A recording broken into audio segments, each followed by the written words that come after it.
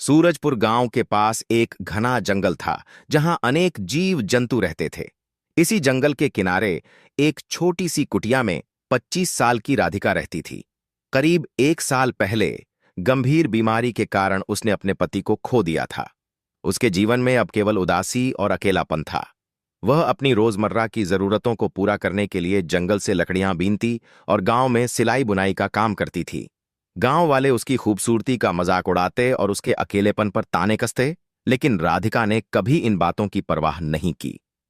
एक दिन जब वह जंगल में लकड़ियां इकट्ठा कर रही थी, एक बड़ा सा बंदर अचानक उसके सामने आ गया। राधिका पहले तो घबरा गई, पर जल्दी ही उसने महसूस किया कि बंदर शांत है और उसे बस निहार रहा है। उसका डर कम हो गया और उसने हिम्मत जुटाकर बंदर से पूछा, कौन है, क्या चाहता है? जैसे बंदर उसकी बात समझ गया हो, उसने सिर झुका लिया। राधिका मुस्कुराई और फिर से अपने काम में लग गई। बंदर वहीं बैठकर उसे देखता रहा। जब राधिका लकड़ियों का गट्ठर बांधने लगी तो बंदर ने भी उसकी मदद की, जिसे देखकर राधिका चकित रह गई। उसने प्यार से बंदर के सिर पर हाथ फेरते हुए कहा, तू तो बड़ा समझदार है। उस दिन के बाद वह बंदर राधिका का सबसे अच्छा दोस्त बन गया। वह रोज उसके पास आता, कभी फल लाता तो कभी उसके काम में हाथ बटाता। राधिका की जिंदगी में फिर से रंग लौट आए थे और उसके चेहरे पर मुस्कान वापस आ गई थी। दोनों के बीच एक गहरा और अजीब रिश्ता बन गया था।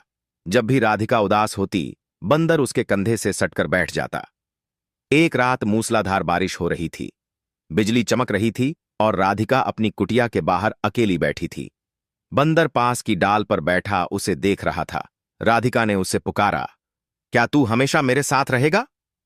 बंदर छलांग लगाकर उसके पास आया और उसकी गोद में सिर रखकर बैठ गया।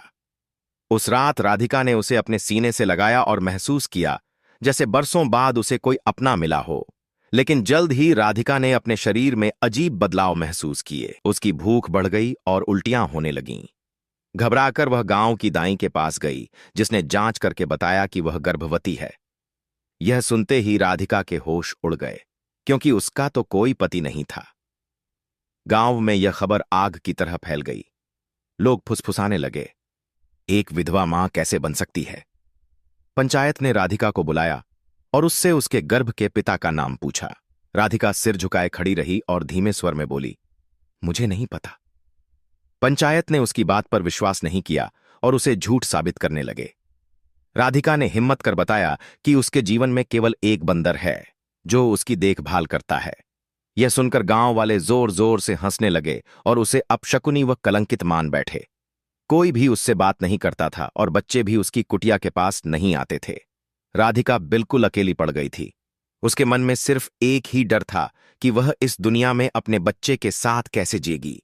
एक दिन राधिका अपनी दुविधा से परेशान होकर बैठी थी, तभी वही बंदर फिर आया। उसने राधिका का हाथ थामा और उसकी आंखों से आंसू बहने लगे। राधिका चौंक गई। तू रो रहा है?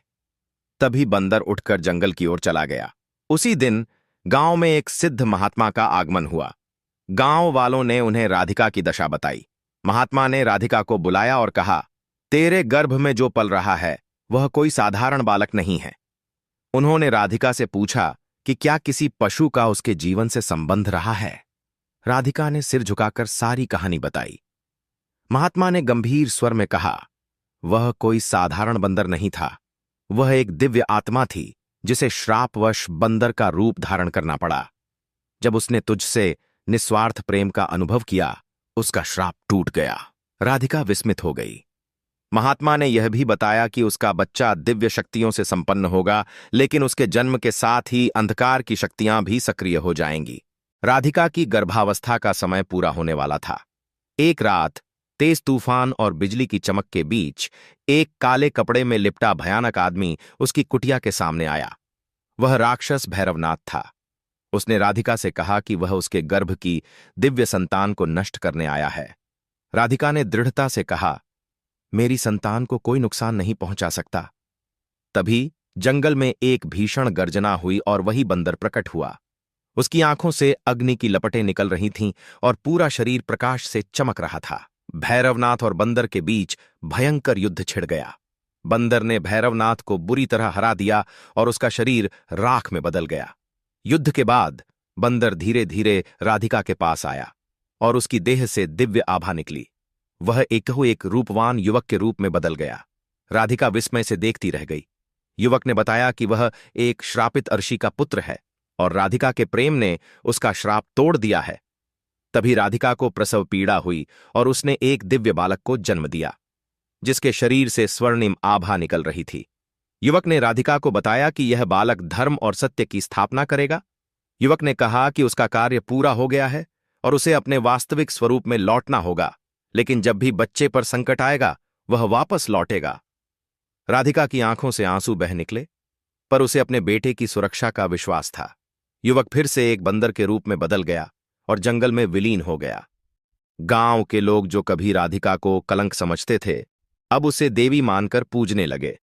राधिका ने अपने पुत्र का पालन पोषण साहस और प्रेम से किया, यह जानते हुए कि उसका जीवन अब एक नए अध्याय में प्रवेश कर चुका है। यह कथा प्रेम और दिव्यता का प्रतीक है, जो हमें सिखाती है कि सच्चा प्रेम और निस्वार्थ भावना किसी भी बाधा को पार कर सकती है। तो दोस्तों, अगर यह कहानी पसंद आई हो तो लाइक करें और चैनल को सब्सक्राइब करें। बेल आइकन का बटन भी दबाएं। धन्यवाद।